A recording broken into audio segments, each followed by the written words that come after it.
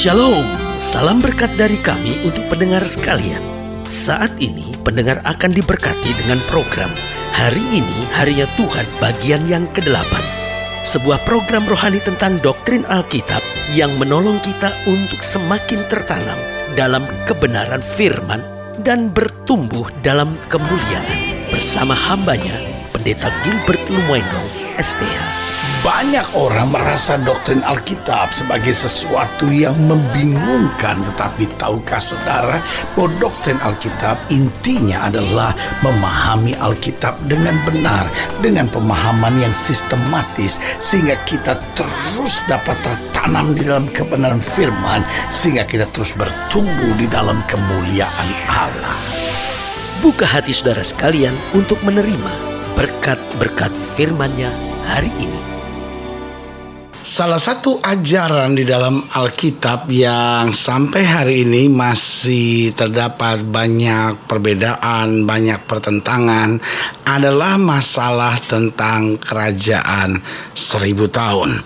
Ada yang berkata bahwa kerajaan 1000 tahun itu hanyalah sebuah gambaran biasa, bukan sebuah masa tertentu. Tetapi sebagian lagi berkata bahwa masa 1000 tahun itu adalah masa yang pasti, masa yang berlangsung di dunia. Sebagian berkata masa 1000 tahun adalah masa yang memang pasti, tetapi dia terjadinya di sorga. Sebagian berkata bahwa masa 1000 tahun adalah masa damai sejahtera yang akan dimiliki oleh orang-orang percaya setelah masa penganiayaan datang. Saudaraku yang kekasih dalam Tuhan, saya percaya bahwa masing-masing pandangan ini memiliki kebenaran-kebenaran yang hakiki.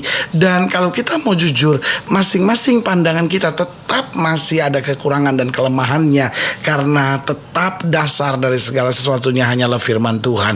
Apa yang ditulis oleh firman Tuhan, itulah yang kita imani dan kita percayakan. Apa yang tidak ditulis oleh firman Tuhan, tidak perlu kita menambah-nambahinya, karena apapun yang Alkitab katakan sudah jelas. Tinggal kita menjalaninya dan kita akan melihat semua digenapinya. Jangan berspekulasi lalu memikirkan dengan pemikiran duniawi, lalu mulai berkata jangan-jangan ini, jangan-jangan ini. Karena ada banyak orang kecewa di dalam gereja, ada banyak orang kecewa terhadap pendeta. Kenapa? Karena pendeta sudah menguraikan sesuatu, tetapi kemudian berbeda dengan kenyataannya. Masing-masing sudah coba bernubuat ini loh. Lalu kemudian ketika tidak terjadi, semua menjadi kecewa dan berkata, loh, masa firman Tuhan tidak terjadi? Saudaraku yang kasih dalam Tuhan, nubuatan firman Tuhan pasti akan terjadi tepat seperti yang disampaikan Tuhan. Tetapi seringkali manusia yang menambah-nambahinya, itu yang menjadi sumber persoalan. Karena firman Tuhan itu ya dan amin. Langit dan bumi akan lenyap, tetapi firman-Nya tinggal tetap. Haleluya. Selamat datang dalam program kita hari ini, Harinya Tuhan. Sebuah program rohani yang kembali mengingatkan kepada kita betapa pentingnya kita untuk menjadikan firman Tuhan sebagai dasar keseharian hidup kita. Karena selama kita jadikan firman Tuhan sebagai dasar keseharian hidup kita, langkah-langkah ke depan kita penuh dengan kepastian, kemenangan, berkat, mujizat, dan perkara-perkara yang besar. Haleluya. Dan mungkin sudah berkata, waduh, sudah banyak juga program yang saya dengar. Dan saudaraku yang kasih dalam Tuhan, program hari ini, Harinya Tuhan bagian pertama ini akan selesai tepat di program yang ke-1000, waktu kita membahas Wahyu pasal terakhir, ayatnya yang terakhir. Tetapi setelah itu kita akan masuk pada hari ini, Harinya Tuhan bagian yang kedua. Dan hari ini Harinya Tuhan bagian yang kedua, khusus kita membahas Mazmur dan Amsal. Kita tahu bahwa dua buku ini penting sekali, karena Mazmur bicara tentang bagaimana seorang berusaha dalam pergumulannya untuk senantiasa berkenan kepada Tuhan. Sementara Amsal juga menarik. Kenapa? Karena itu mengingatkan manusia untuk belajar, untuk menjadi berkat bagi sesamanya. Dan saudaraku yang kasih dalam Tuhan, pastikan diri saudara untuk ada dan memperhatikan, mempelajari dan belajar kembali dalam hari ini, Harinya Tuhan bagian yang kedua. Haleluya. Hari kita masuk pada program yang ke-990, dan dalam program ke-990 ini kita memang sedang membahas tentang kerajaan 1000 tahun. Satu pembahasan yang saya percaya akan sangat memberkati kita sekalian. Dari Wahyu pasal 20, Wahyu pasal 20, ayat yang pertama sampai ayat yang ke-6. Wahyu 20, ayat yang pertama sampai ayat yang ke-6, demikian firman Tuhan di bawah judul Kerajaan 1000 Tahun. Lalu aku melihat seorang malaikat turun dari sorga, memegang anak kunci jurang maut dan satu rantai besar di tangannya. Perhatikan, aku melihat seorang malaikat turun dari sorga, memegang anak kunci jurang maut. Berarti dia berasal dari sorga dan pergi ke tempat yang bukan sorga. Lalu dikatakan ia menangkap naga, si ular tua itu, yaitu iblis dan Satan, dan mengikatnya 1000 tahun lamanya. Pertanyaannya di mana? Di dunia. Lalu melemparkannya ke dalam jurang maut dan menutup jurang maut itu dan memeteraikannya di atasnya supaya jangan lagi menyesatkan bangsa-bangsa sebelum berakhir masa 1000 tahun itu. Kemudian daripada itu ia akan dilepaskan untuk sedikit waktu lamanya. Lalu aku melihat tahta-tahta dan orang-orang yang duduk di atasnya. Kepada mereka diserahkan kuasa untuk menghakimi. Aku juga melihat jiwa-jiwa mereka yang telah dipenggal kepalanya karena kesaksian tentang Yesus dan karena firman Allah, yang tidak menyembah binatang itu dan patungnya, dan yang tidak juga menerima tandanya pada dahi dan tangan mereka. Dan mereka hidup kembali dan memerintah sebagai raja bersama-sama dengan Kristus untuk masa 1000 tahun. Tetapi orang-orang mati yang lain tidak bangkit sebelum berakhir masa 1000 tahun itu. Inilah kebangkitan pertama. Berbahagialah dan kuduslah ia yang mendapat bagian dalam kebangkitan pertama itu. Kematian yang kedua tidak berkuasa lagi atas mereka, tetapi mereka akan menjadi imam-imam Allah dan Kristus, dan mereka akan memerintah sebagai raja bersama-sama dengan dia 1000 tahun lamanya. Haleluya. Saudaraku yang kasih dalam Tuhan, jelas Alkitab berkata bahwa malaikat turun dari sorga lalu mencari iblis di tempatnya, lalu mengikatnya supaya jangan lagi menyesatkan bangsa-bangsa selama 1000 tahun. Lalu bagaimana dengan orang percaya? Kita berkata kita akan memerintah bersama dengan Kristus sebagai raja. Oh haleluya. Saudaraku yang kasih dalam Tuhan, pelajaran apakah yang bisa kita belajar dalam pembahasan kita tentang kerajaan 1000 tahun ini? Yang pertama kita pelajari bahwa iblis akan dihukum dan dirantai. Nah saudaraku yang kasih dalam Tuhan, di masa-masa ini boleh saja banyak orang bertanya, kok sepertinya Yesus gak bisa buat apa-apa ya?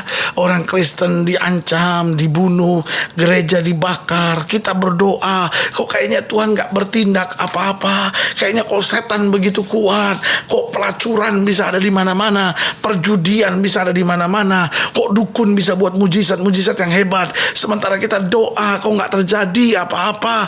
Jawaban saya sederhana, kuatkan hati saudara. Kita bersyukur kepada Tuhan bukan sekedar untuk apa yang dia kerjakan, tapi kita bersyukur untuk siapa dia sebenarnya, bahwa dia tetap Tuhan di atas segala Tuhan, Raja di atas segala raja. Baginya tidak ada perkara yang mustahil. Ada masanya kita melihat bagaimana iblis kelihatannya begitu kuat, begitu berkuasa, tapi hari ini kembali saya mau ingatkan buat saudara, iblis ada di bawah telapak kaki orang percaya. Kenapa? Karena Yesus tetap Tuhan yang berkuasa atas segalanya. Yesus berkata, segala kuasa di bumi dan di sorga telah Bapa berikan kepadaku, sekarang aku berikan kepadamu. Berarti saudaraku yang kekasih dalam Tuhan, jelas tetap apa yang Kristus kehendaki pasti akan terjadi. Apa yang Kristus tidak kehendaki tidak akan terjadi. Lalu pertanyaannya, kenapa kok banyak penderitaan?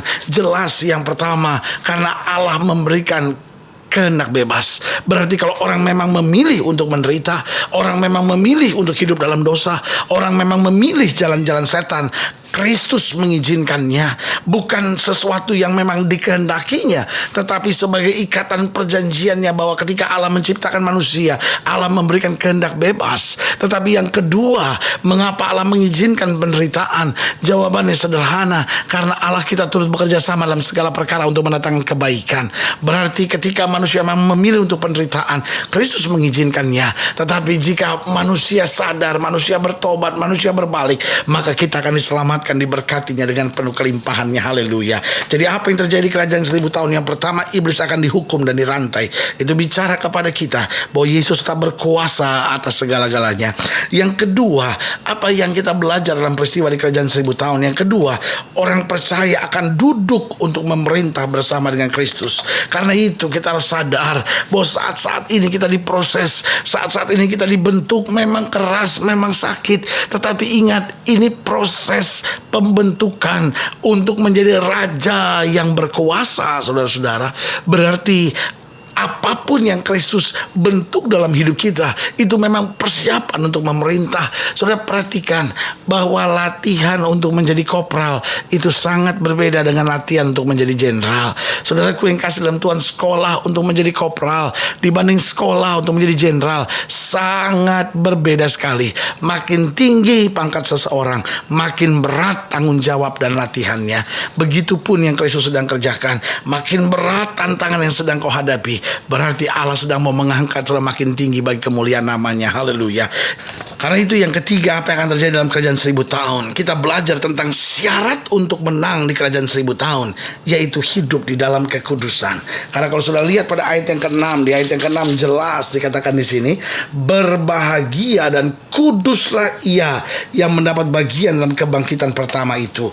Berarti syarat untuk menang dalam kerajaan 1000 tahun, yaitu hidup dalam kekudusan dengan senantiasa mengucap syukur kepada Tuhan. Saudaraku yang kasih dalam Tuhan, waktu kita hidup dalam kekudusan, senantiasa bersyukur kepada Tuhan, berarti kita akan menang dalam tiap tantangan, kita akan kuat dalam setiap pergumulan, dan kita melihat mujizat tepat pada waktunya. Haleluya. Berarti pelajaran yang bisa kita terima dalam kerajaan 1000 tahun, yang pertama, iblis akan dihukum dan dirantai. Itu mengingatkan kepada kita bahwa Yesus tak berkuasa atas segala-galanya. Yang kedua, kita belajar bahwa orang percaya akan duduk dan memerintah bersama dengan Kristus. Karena itu kita harus siap diproses dan dibentuk untuk mencapai kesiapan itu. Dan yang ketiga, syarat untuk menang di kerajaan 1000 tahun, yaitu kita harus hidup di dalam kekudusan dengan senantiasa mengucap syukur kepada Kristus. Haleluya. Kalau sudah ingin dilayani lebih jauh, hubungi kami melalui telepon, hubungi kami melalui surat, kunjungi website kami. Karena kami ada untuk membawa Bapak Ibu sudah senantiasa lebih dekat pada Tuhan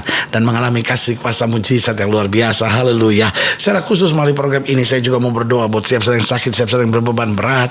Karena kita percaya bahwa bagi Allah tidak ada perkara yang mustahil. Saudara-saudara yang ingin didoakan secara khusus, boleh taruh tangan kanan sudah di dada, dan kita akan berdoa. Mari kita berdoa.